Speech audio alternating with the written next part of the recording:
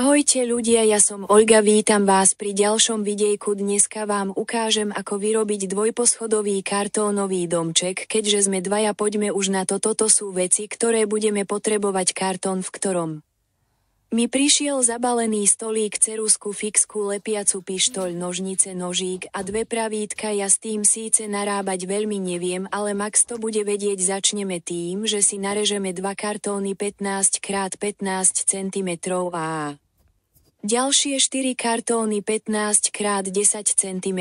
Dáme si rozohriať lepiacu pištoľ a všetko spolu zlepíme, necháme zaschnúť a pokračujeme druhým poschodí. Narežeme si 3 kartóny 15x8 cm a 2 kartóny 10x9 cm.